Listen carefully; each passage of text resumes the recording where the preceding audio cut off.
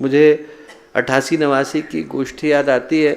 गुरुदेव के पास लोग पहुँचे और सामान्य रूपेण क्या होता है कि जब गोष्ठी के लिए लोग जाते हैं तो अलग अलग समय में आते हैं, सब एक साथ पहुँचते नहीं हैं। तो लोग धीरे धीरे करके बैठते हैं, फिर जब सबके बैठने की व्यवस्था हो जाती है तो गायत्री मंत्र, फिर बात आगे की शुरू होती है।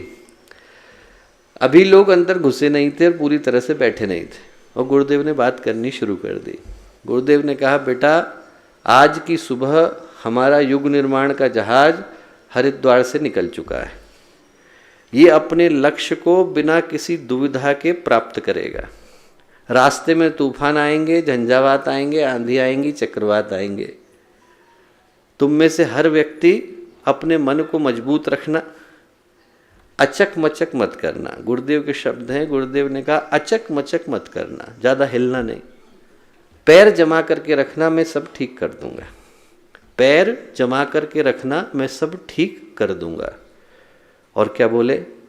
अंतिम लाइन बोले, वही होगा जो मैंने कहा है, उसके अलावा और कुछ मैं होने नहीं दूंगा।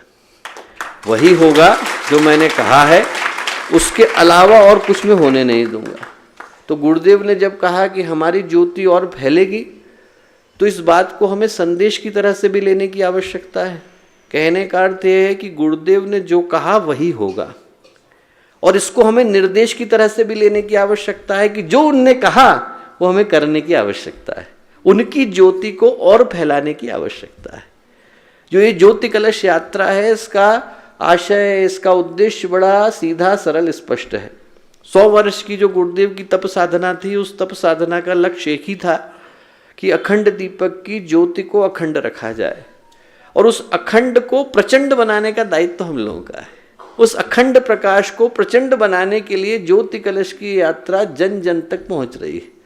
जो उद्देश्य है वो यही कि गुरुदेव की जो ज्योति थी, गुरुदेव की जो साधना की ज्योति थी, तप की ज्योति थी, उनके पुण्य प्रताप की ज्योति थी, उनके व्यक्तित्व की, कृतित्व की ज्योति थी, उनके कर्मों की जो ज्योति थी, उनने जो किया, उनने जो कहा, उनने जो करा, उनने जो लिखा, उनने जो बोला, और जो स्वप्न उनने दिखाया कि मानवता का भविष्य इस तरह का होने की आवश्यकता है, उसको जन जन तक पहुंचाने की आवश्यकता है। ज्योति कलश यात्रा का उद्देश्य बड़ा सीधा, सरल, स्पष्ट है कि न जाने कितने घर ऐसे हैं जो छूट गए हैं, जिन तक अभी गुरुदेव की आवाज को पहुंचाना शेष रह गया है। उन घरों तक गुरुदेव को पहुंचाने के लिए ज्योति अवतरण की, ज्योति कलश की यात्रा निकल रही है।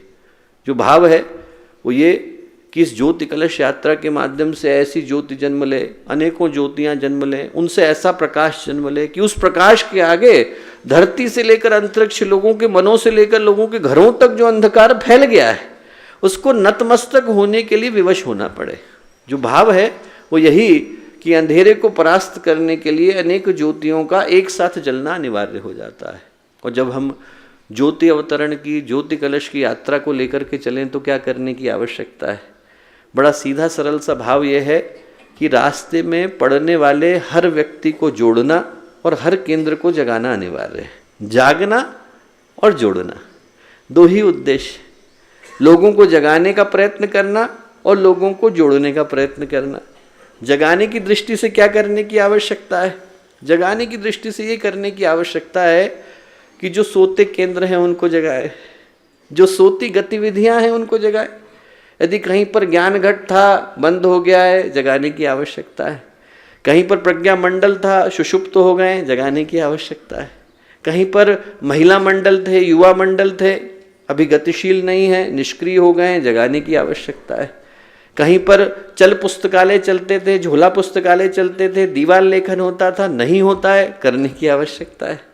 समयदान की परंपरा थी, अंशदान की परंपरा थी, घर घर में जाकर के यज्ञ संस्कार मनाने की परंपरा थी, सुषुप्त होती दिख रही है, करने की आवश्यकता है।